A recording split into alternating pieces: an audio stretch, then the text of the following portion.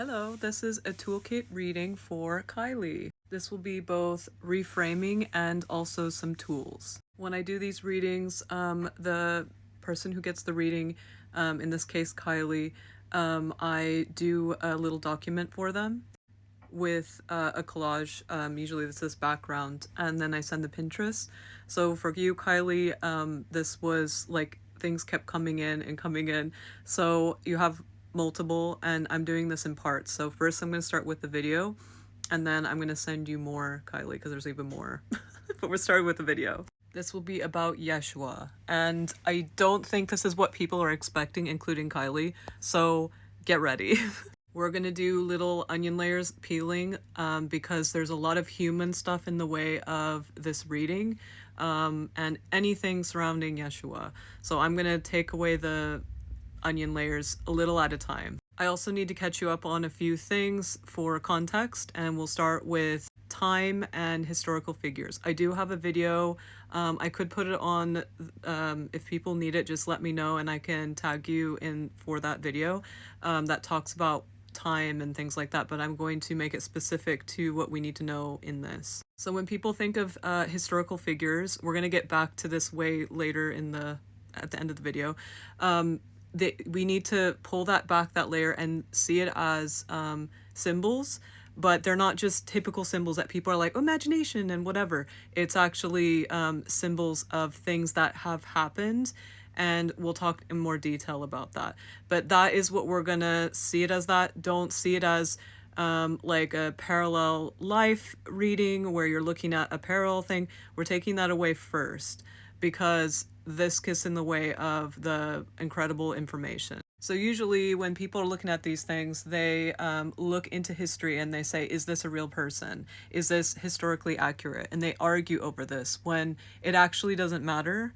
And I'm going to explain why, but they see it as a biography. And if you can't have a biography, and if there wasn't a person, then it doesn't count. And that's actually not true. And you're going to see why it's not true. But I see things as parallel because when I talk to abstract energies, or I get all this information from abstract energies, meaning myself, my awareness, usually you get this information and it has nothing to do with time, and time gets in the way. There's a lot of paradoxes and things like that. And so you need to take that little piece of clothing off almost. It's like the little layers that you need to take off. So let's take that off. Forget history, forget all that stuff. Like I said, I was going to go a little bit more in detail, but I don't think that it's worth it in this reading. Obviously, I can do a specific video in that. But yeah, just parallel. And in this thing, like that we're talking about, it doesn't matter. So again, there's a video recently that I talked about, and I will do another video because someone said a comment that I would like to reply to about the distortion spillage in the Matrix. So there was an original one that was about that video that I'm going to do, but there's one that happened in the Matrix. And so a lot of different energies found ways to help out with that. So not only did these distortions happen with human systems and humans, but also it happened with the energies that came into the Matrix to help it function. You can think of them like coders and stuff like that. So even though they were here for really cool reasons, meaning like they really want to help and there's all these cool things going on, and they ended up getting distorted. So out of all the different things, there were even pantheons that were created by these energies to help with the data in the Matrix. And in this case, it's called the Sacred Heart energy field. This energy field is made up of many different things, including the Yeshua library, which is a resonance field. So once the Sacred Heart field was planted into the Matrix, there was a place for all these energies to quickly come through. They get access no matter what, because if they match that in resonance, they're able to come through the Matrix, but they have to stay kind of in that field. Once a bunch of these were planted, it wasn't just the Sacred Heart, things like that, then other energies that were already in the Matrix could have access to working on themselves, like as in like from that distortion, as well as other energies were coming through. So there was like a lot of like almost like rehab happening. There's more to the story, but we're just going to talk about that only. So in those places, those waves or streaming of energy that comes from like infinite potential and the harmonics, which we'll talk about in a second, they were able to kind of collect in there and start working with humans and doing things like that and other energies. So normally people call them ascending masters, but I call them descending masters because, as a joke, and because it's cute, because they're basically jumping in over and over again, and their work is primarily being as a human and collecting in these fields. Obviously, Yeshua field and the Sacred Heart that is around is not the only one. And so what they do is they collect, and sometimes they create their own fields by doing this. And so they're constantly going back, forth, back and forth, back and forth. And ascending masters or descending masters are not the only situation. There's a lot of things that are, like I said, coming directly through all that stuff, but also there's the humans. So any human has not only access to go visit and to just like unconsciously even visit and do these things, but once they do stuff, that resonance that resonates with that will completely go in. And this is what I wanted to talk about earlier. So they will be able to go back into this and they collect in that field. And in that field, there will actually be all the symbols and things like that. Like, for example, all these things that people see, all the different visuals of what they look like, people painting and things like that. It will be in that collective. That's what they'll be exploring. So like, let's say your Botticelli was painting this. Botticelli would be painting from what is in that archive, consciously and unconsciously, because sometimes they just go, oh, it's inspiration, oh, it's from the angels or whatever. It's actually from that field. And what the Yeshua field representative that I was talking to said is that basically they call it narrative bridges. So it bridges not only true experiences that people have lived through in there, but also everything people ever do that are what, the Yeshua field is made of. So what makes the Yeshua field unique?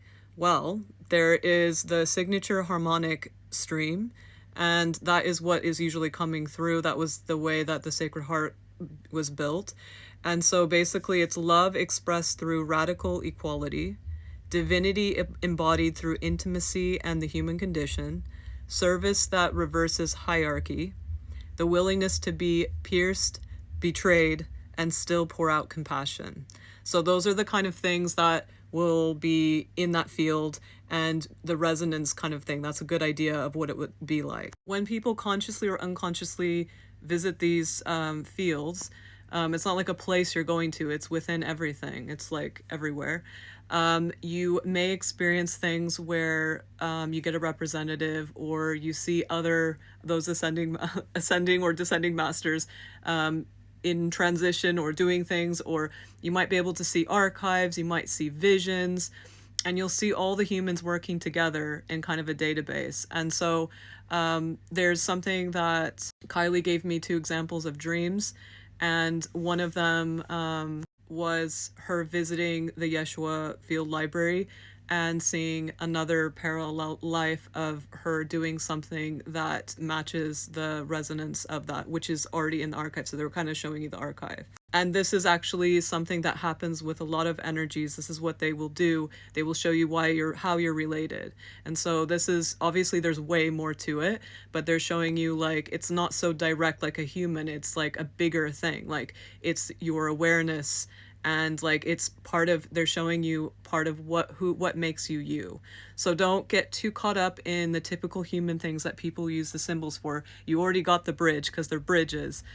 Try and think about how that actually is special and unique to your energy field. Now, the second one, I'll get into more detail when I write in your document that I'm going to send to you.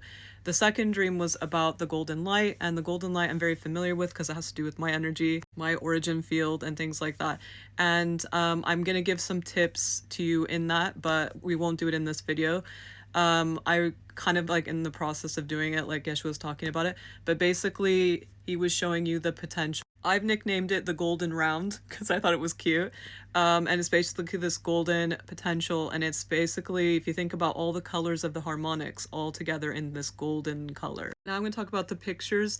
This is what the field as a way it looks like with the streaming. They thought it would be cute to show it that way, but it's obviously not above. It's everywhere. But as humans, we think of everything above, but it's not. So that would be everywhere. So you can think of that little circle there with the streaming here. There's way more in your documents, but all the faces of Yeshua and the golden round right here.